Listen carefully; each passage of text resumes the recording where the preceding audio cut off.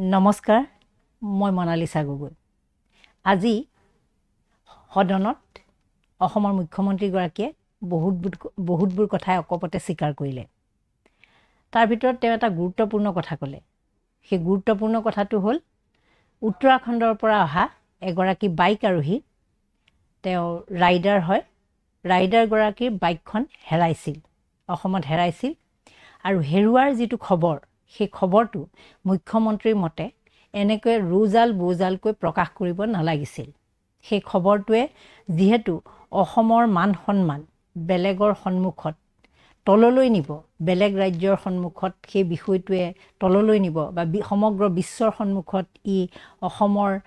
যিটো বৰ্তমানৰ পৰিস্থিতি তাৰ এটা ভয়াবহ ৰূপ দাঙি ধৰিব গতিকে মুখ্যমন্ত্ৰীক গৈ মুখ্যমন্ত্ৰীৰ অফিচত লগ ধৰি কোনোবাই যদি তেওঁ কুৱেশ্যন কৰে প্ৰশ্ন কৰে সেই সম্পৰ্কত বা তেওঁ এটা নিৰ্দিষ্ট সময় ধৰি দিয়ে যে আপুনি 72 ঘণ্টাৰ ভিতৰত বিচাৰি দিয়ক বা 24 ঘণ্টাৰ ভিতৰত বিচাৰি দিয়ক নহয় আমাৰ সন্মানৰ স্বাৰ্থত আপুনি এখন নতুন বাইকৰ ব্যৱস্থা কৰি দিয়ক বা যি কেইটা দিন ছোৱালীগৰাকীয়ে বাইকখন নাপায় তেতিয়ালৈকে তেওঁক এটা অতিথিশালাত বিনা পইচাত বিনামূলীয়াকৈ ৰখাৰ ব্যৱস্থা কৰি দিয়ক এনেকুৱা ধৰণৰ আচলতে অনুৰোধ বিচাৰিছিল মুখ্যমন্ত্ৰীগৰাকীয়ে এই বাতৰিটো সংবাদ মাধ্যমত প্ৰকাশ পোৱাটো তেওঁ একেবাৰে অসন্তুষ্টি ব্যক্ত কৰিছে এই কথাবোৰ এনেকুৱা কথাবোৰ আচলতে ৰাজহুৱা হ'ব নালাগে বুলি তেওঁ কৈছে আৰু এনেকুৱা কথা ৰাজহুৱা হ'লে অসমৰ ওপৰত প্ৰভাৱ পৰে বেলেগবোৰ ৰাজ্যৰ মানুহে অসমক হাঁহিবলৈ অৱকাশ বিচাৰি পায় বা বেলেগবোৰ ৰাজ্যৰ চকু অসমৰ ওপৰত পৰে অসমৰ নিৰাপত্তা ব্যৱস্থাৰ ওপৰত প্ৰশ্ন কৰিব পাৰে এনেকুৱা ধৰণৰ এটা তেওঁ আশংকা ব্যক্ত কৰিছে তেওঁ আনকি লাগে এনেকৈ কৈছে যে কৰ্ণাটকৰ এগৰাকী মানুহে অসমৰ এগৰাকী ইনফোচিছত চাকৰি কৰা বিষয়াক সুধিছে যে তহঁতৰ তাত কি বাইকো চুৰি হয় নেকি এনেকুৱা ধৰণৰ প্ৰশ্ন সুধিছে যিটোৱে মুখ্যমন্ত্ৰীক লজ্জিত কৰিছে এতিয়া কথা হ'ল অসমৰ মুখ্যমন্ত্ৰী এই বিষয়টোত লজ্জিত হৈছে আৰু এই বিষয়টো যেতিয়া বাইক ৰাইডাৰ গৰাকীয়ে ননী নামৰ বাইক ৰাইডাৰ গৰাকীয়ে যেতিয়া নিজেই ছ'চিয়েল মিডিয়াত যেতিয়া প্ৰথম তেওঁ প্ৰকাশ কৰিছিল ভিডিঅ' বনাই পেলাই তেতিয়া আমি সকলোৱে লজ্জানত হৈছিলোঁ সঁচাকৈ ইমানবোৰ তেওঁ নিজেই প্ৰকাশ কৰিছে যে ইমানবোৰ ৰাজ্য তেওঁ ঘূৰি পকি আহিলে কিন্তু আহি তেওঁ জানি আহিছিল যে উত্তৰ পূৰ্বাঞ্চল বা অসমৰ মানুহবোৰ খুব মৰমীয়াল সেই মৰমীয়াল ৰাজ্যখনত আহি এক ৰাতি থকাৰ পিছতে এক ৰাতি সম্পূৰ্ণ নহ'লে ৰাতিয়ে তেওঁ বাইকখন চুৰি হৈ গ'ল সেই কথাটোৱে তেওঁক আঘাত দিয়া বুলি তেওঁ নিজেও প্ৰকাশ কৰিছিল মুখ্যমন্ত্ৰীয়ে যিমানেই নকক যে সেই নিউজটো কৰিব নালাগিছিল বা সেয়া সংবাদ মাধ্যমত প্ৰকাশ হ'ব নালাগিছিল বা সেই সম্পৰ্কত বিৰোধী যিসকল নেতা অখিল গগৈকে ধৰি বিৰোধী দলৰ নেতাসকলে সেই বিষয়টো উত্থাপন কৰিব নালাগিছিল সেই সম্পৰ্কত মন্তব্য প্ৰকাশ কৰিব নালাগিছিল বিষয়টো কিন্তু লুকুৱাই থ'ব পৰা অৱস্থাত বা গাপ দিব পৰা অৱস্থাত এই কাৰণেই নাছিল কাৰণ তেওঁ এগৰাকী জনপ্ৰিয় বাইক ৰাইডাৰ তেওঁ সমগ্ৰ ভাৰতবৰ্ষ ঘূৰিছে গতিকে তেওঁ ফেন ফলোয়িং আছে আৰু তেওঁ ছ'চিয়েল মিডিয়াত প্ৰথম সংবাদ মাধ্যমত দিয়া নাছিল তেওঁ ছ'চিয়েল মিডিয়াত নিজৰ তাতহে আপলোড কৰিছিল আৰু সেই আপলোড কৰা যিটো তেওঁ ভিডিঅ' সেই ভিডিঅ'টোৱে বেলেগ বেলেগ সংবাদ মাধ্যমত প্ৰকাশ পাইছিল বাতৰি আকাৰে প্ৰকাশ পাইছিল তাৰপিছত ডেভেলপমেণ্টবিলাক প্ৰতিদিনেই প্ৰকাশ পাই আছিল বাইক ৰাইডাৰে বাইকখন আচলতে নিজৰ হয়নে নহয় ক'ত উদ্ধাৰ হ'ল অসম পুলিচে কি কৰি আছে দিছপুৰ পুলিচে কি কৰিছে গুৱাহাটী আৰক্ষীয়ে কি কৰিছে এনেকুৱা ধৰণৰ কথাবোৰ প্ৰকাশ পাইছিল এতিয়া কথা হ'ল অসমৰ মুখ্যমন্ত্ৰীগৰাকীয়ে বাইক ৰাইডাৰগৰাকীৰ বাইকখন হেৰুৱা কথাটো যিমান লজ্জিত অনুভৱ কৰিছে বা সেই বাতৰিটো প্ৰকাশ কৰাৰ কাৰণে তেওঁ যিমান নিজকে অস্বস্তি পোৱা বুলি প্ৰকাশ কৰিছে তেওঁক মনে মনে ক'বগৈ লাগিছিল বুলি কৈছে এনেকুৱা ধৰণৰ বাতৰিবোৰ তেওঁক নিজে ব্যক্তিগতভাৱে লগ কৰি বা তেনেকুৱা ধৰণৰ খবৰবোৰ তেওঁক এটা নিৰ্দিষ্ট সময় দি তেওঁৰ ওচৰত তেওঁক প্ৰশ্ন কৰিলে একো নাই বুলি কৈছে সেইটোৱে তেওঁক হানি নকৰে কিন্তু ৰাজহুৱাভাৱে এইটো কথা প্ৰকাশ কৰিব নালাগে বুলি কৈছে সেইগৰাকী মুখ্যমন্ত্ৰীয়ে বিগত দিনকেইটাত বিগত প্ৰায় এটা মাহৰ সময়ত তেওঁ কি কাম কৰিছিল আপোনালোকে চাওক মুখ্যমন্ত্ৰীগৰাকীয়ে নিজৰ সুবিধামতে সকলোবোৰ কাম কৰে নিজৰ সুবিধামতে তেওঁ ব্যাখ্যা আগবঢ়ায় নিজৰ সুবিধামতে তেওঁ যেনেকৈ যি কাম যেতিয়া কৰিব লাগে তেনেধৰণে তেওঁ সেই কামবোৰ কৰে এই একেগৰাকী মুখ্যমন্ত্ৰী যিগৰাকী মুখ্যমন্ত্ৰীয়ে উত্তৰাখণ্ডৰ বাইক ৰাইডাৰগৰাকীৰ বাইক হেৰুৱা নিউজটো কৰাৰ কাৰণে তেওঁ নিজে লজ্জিত অনুভৱ কৰা বুলি কৈছে সেইগৰাকী মুখ্যমন্ত্ৰীয়ে এই একেখন সদনতে সেই ছিংগাপুৰত তেওঁ যে বিনিয়োগকাৰী বিচাৰি গৈছিল সেই তেতিয়াৰ পৰা আৰম্ভ কৰি সেই একেখন সদনতে বাজেটৰ অধিৱেশনত তেওঁ প্ৰথমে আনিলে গৌৰৱ গগৈৰ পত্নীৰ পাকিস্তানী সম্পৰ্ক, পাকিস্তানৰ লগত লিংক থকা বুলি, গৌৰৱ গগৈৰ সম্পৰ্ক থকা বুলি প্ৰথম আৰম্ভ কৰিলে। পাকিস্তান উচ্চায়ুক্তৰ কাৰ্যালয়ত তেওঁ গৈ কিছুমান ডেকা ল'ৰা ছোৱালীক লৈ গৈ বিপথে পৰিচালিত কৰা বুলি আৰম্ভ কৰিলে। তেওঁৰ পত্নীৰ পাকিস্তান সম্পৰ্কৰ কথা ক'লে। সেইটো বিষয় কি চৰম লজ্জাজনক বিষয় নহয়? অসমৰ এগৰাকী সাংসদ, তাকো প্ৰাক্তন মুখ্যমন্ত্ৰী, অসমৰ 15 বছৰ শাসন কৰা এটা দলৰ 15 বছৰ মুখ্যমন্ত্ৰী হিচাপে থকা তৰুণ গগৈ, প্ৰয়াত তৰুণ গগৈ পুত্ৰ গৌৰৱ গগৈ এগৰাকী সাংসদ কংগ্ৰেছ দলৰ, তাৰোপৰি তেওঁ দলৰ উপদলপতি। গতিকে সেইগৰাকী মানুহক তেওঁ পাকিস্তানৰ লিংক থকা বুলি যে সদনত নিজে উল্লেখ কৰিলে বা সেই বিষয়ে যে তেওঁ মন্তব্য ৰাখিলে বা এতিয়াও যে ইনভেষ্টিগেশ্যন চলি থকাৰ পৰা SIT গঠন কৰালৈকে ইণ্টাৰপললৈকে যে তেওঁ ক'লে, সেই কথাবোৰে কি লজ্জানত কৰা নাই নেকি? অসমবাসীক লজ্জানত কৰা নাই নেকি? সেইটো লোকৰ হ'লে তেওঁ যিকোনো হৈ যায়, কিন্তু নিজৰ ক্ষেত্ৰত নিজৰ যেতিয়া তেওঁ গৃহ বিভাগৰ ব্যৰ্থতাৰ কথা ক'ব লগা হয় তেতিয়া তেওঁ লাজ পায়। দ্বিতীয়তে তেওঁ সেই একেজন ব্যক্তি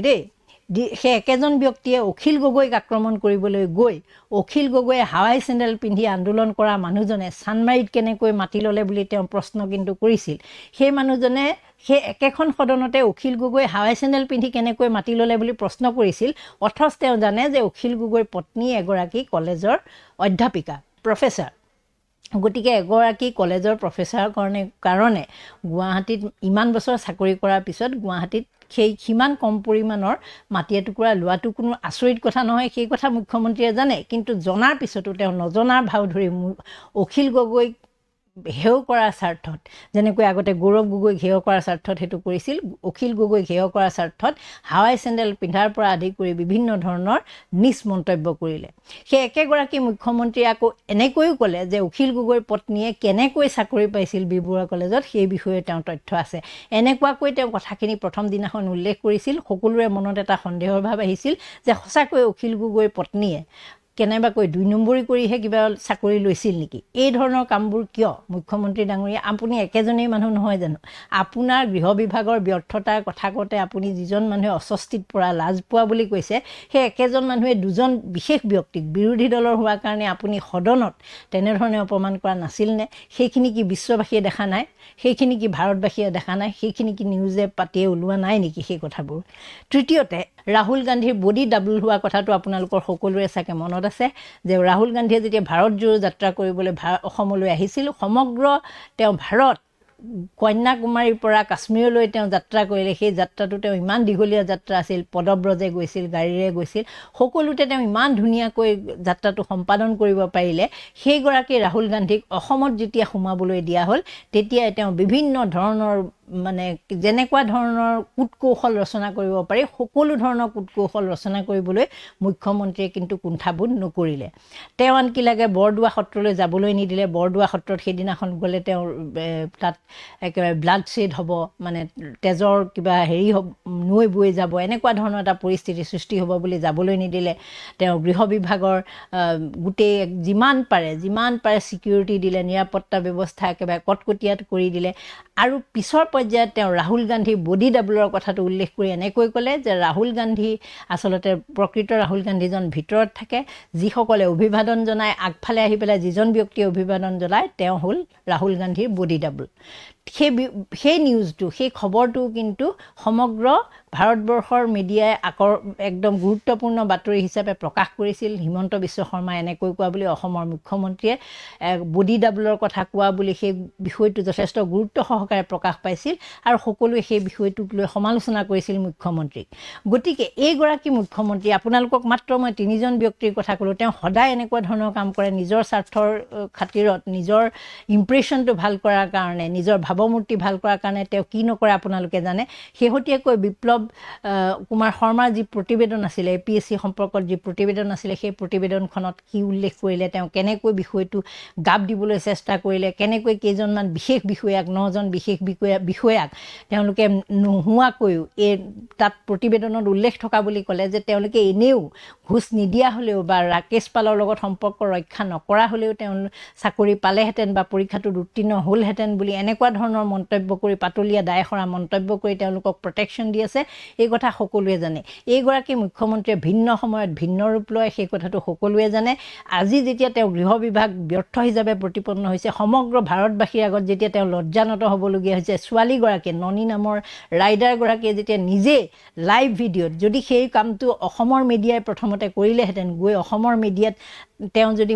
ছোৱালীগৰাকীয়ে গোচৰ তৰাৰ পিছত অসমৰ মিডিয়াক মাতি যদি এখন সংবাদমেল সম্বোধন কৰিলেহেঁতেন বা কোনো এটা বিশেষ মিডিয়াত যদি মন্তব্য কৰিলেহেঁতেন, তেতিয়া সেই মিডিয়াৰ ওপৰত তেওঁ কেনেকুৱা আক্ৰোশমূলক ভাৱ ল'লেহেঁতেন আপোনালোকে ভাবক। কাৰণ এইগৰাকী মুখ্যমন্ত্ৰীক আমি বিভিন্ন সময়ত বিভিন্ন ধৰণে কাৰোবাক ধৰ্মৰ কাৰণে সাংবাদিকক আক্ৰমণ কৰা দেখিছোঁ। কেতিয়াবা তেওঁ TRP বঢ়াবলৈ কি কৰিব লাগিব, বাংলাদেশত চলাবগৈ লাগিব নে, বিজেপিৰ সম্পৰ্কত সপক্ষে বাতৰি নকৰিলে কেনেকৈ TRP আহিব, এনেকুৱা ধৰণৰ লেচন দিয়া দেখিছোঁ, পাঠদান কৰা দেখিছোঁ। সেইগৰাকী মুখ্যমন্ত্ৰীয়ে যেতিয়া দেখিলে যে তেওঁ গৃহ বিভাগ চৰমভাৱে ব্যৰ্থ, কাৰণ বাহিৰৰ পৰা এগৰাকী অহা ৰাইডাৰক 4-5 দিনৰ পিছলৈকে বাইকখন বিচাৰি দিব পৰা নাছিল, যিটোক লৈ তেওঁ অস্বস্তি প্ৰকাশ কৰি আছিল, নিজে নিজে লজ্জিত অনুভৱ কৰি আছিল। অৱশেষত যেনিবা কালি বাইকখন উদ্ধাৰ হ'ল আৰু তেওঁক যথেষ্ট পৰিমাণে সন্তুষ্ট কৰিলে আৰু তেওঁ ভাবিলে যে কোনোমতে এইবাৰ তেওঁৰ মান সন্মান ৰক্ষা পৰিল। কিন্তু তেওঁ বিভিন্ন ৰাজ্যৰ পৰা বিভিন্ন ভাৰতৰ বিভিন্ন প্ৰান্তৰ পৰা যেতিয়া এই বিষয়টোলৈ চৰ্চা হ'ল, চবেই যেতিয়া প্ৰতিক্ৰিয়া ব্যক্ত কৰিলে, অসমতো এনেকুৱা বাইক চুৰি হয়, তাকো ৰাইডাৰ এগৰাকী, এনেকুৱা ধৰণৰ যেতিয়া মন্তব্য আহি গ'ল, তেতিয়া তেওঁ চৰম লজ্জানত হ'ল। আৰু লজ্জানত হোৱাৰ কাৰণে তেওঁ আজি সেই কথাটো যে কেনেকৈ বিষয়টো লুকুৱাই ৰাখিব লাগিছিল, কেনেকৈ তেওঁক গৈ ব্যক্তিগতভাৱে লগ কৰি ক'ব লাগিছিল, এই ধৰণৰ কথা ক'বলৈ লাগিল। এইগৰাকী মুখ্যমন্ত্ৰী তেওঁ কিন্তু যেতিয়া গৌৰৱ গগৈ, অখিল গগৈ, ৰাহুল গান্ধীহঁতক অপমান কৰিছিল, তেতিয়া কিন্তু তেওঁ দ্বিতীয়বাৰৰ কথা কেতিয়াও ভবা নাছিল। আৰু যিমান পাৰে তেওঁলোকৰ সম্পৰ্কত নিজ মন্তব্য, তেওঁলোকক হেয় প্ৰতিপন্ন কৰিব পৰা সকলোবোৰ ব্যক্তিগত আক্ৰমণলৈকে কৰিছে, হাৱাই চেণ্ডেল পিন্ধালৈকে কৈছে, বডি ডাবলৰ কথালৈকে কৈছে, সকলো ধৰণৰ। আনকি গৌৰৱ গগৈক ৰাকেশ পালে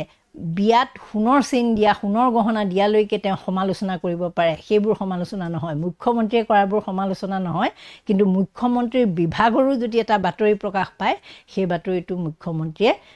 বেয়া পায় আৰু মুখ্যমন্ত্ৰীয়ে সেইটো কেনেকৈ প্ৰকাশ কৰিব লাগিছিল সেই বিষয়ে ব্যাখ্যা আগবঢ়ায়। এইগৰাকী হ'ল আমাৰ মুখ্যমন্ত্ৰী। গতিকে আপোনালোকেও এই বিষয়ে মন্তব্য দিব। নমস্কাৰ, ধন্যবাদ।